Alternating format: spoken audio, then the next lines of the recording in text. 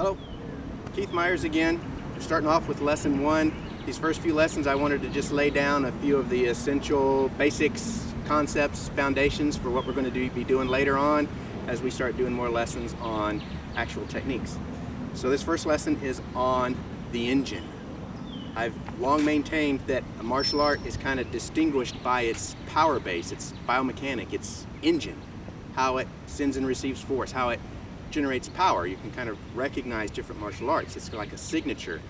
For instance, classical traditional karate, their engine, their way they generate power is they plant both feet, the rear heel goes down, the hip turns, and they send the power out, whether it's from the lead hand or the rear hand. Boom. Very distinctive. So that reflects how they move. You know, they're standing this way, setting up, ready to block, and boom, launch that big power shot. A lot of Chinese systems are similar, although they may do it from a different angle, but it's still plant the rear heel, turn the hip, extend the leg, put the power out. Okay, that's very much the engine for classical karate. For Wing Chun, for the Yip Man systems, kind of the classic, everything is very linear. So kind of the engine for this is the step in, hit.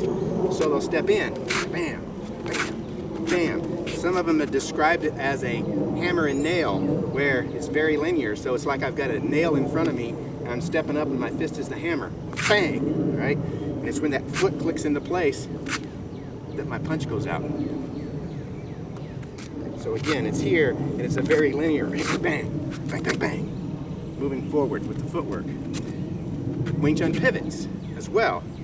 So some pivot differently, but the idea here with the pivot is power is either deflected or put out by moving a rotary motion around a central axis. So you'll see them pivot like this, or if they're pivoting on the heels, they'll pivot like this. Traditional Wing Chun actually picks up the feet and does the pivot this way. And this can be used to power a punch. For instance, I can be blocking, deflecting with the pivot, and the punch go out at the same time. Bam, bam. Or if I'm doing traditional Wing Chun, boom, boom, boom. Or even at this angle, boom. I can be rotating in place, but you can still see I'm rotating essentially around a central axis. Now in contrast, the engine for boxing, in Wing Chun the weight is either 50-50 or more foots on the rear leg. And that's because your main power source is stepping, then I'm pushing off with that rear leg. Boom. So it makes sense to have weight back here so that my lead foot moves more quickly. Boxing, most of the weight is on the forward foot instead of the rear foot. The power is very rotary, but it's not a central pivot with the whole body. It's planting one leg and then pivoting around one hip. So for instance, if I'm here, now the power base in most boxing is to turn this way and hit. So you see I'm on this leg's planted, my weight is forward, and I'm pivoting around that hip, right? Very different concept. So I can be here, and I can put out the power this way, or even this way, right? Rotating around one hip. When I have to, I can rock back, and I can even rotate around the rear hip. But now I put my weight back here, so I can rotate and move this way. So I can move back and forth.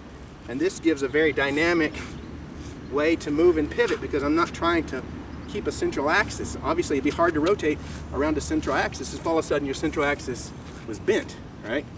So boxing doesn't worry about it. It rotates around one hip. So that allows me to be evasive and move and rotate and generate power from that motion off of one hip, okay? So big difference in the power source, the engine. So what we're proposing to do is we're not giving up on the Wing Chun forms. We're not throwing out Wing Chun. We're just going to do an engine transplant. We're going to use this boxing power base more so because it's a little more mobile on the outside, moves around a little more freely, it's a little more evasive, and we're going to put this power base into the forms as we go. So that's lesson 1. Thanks.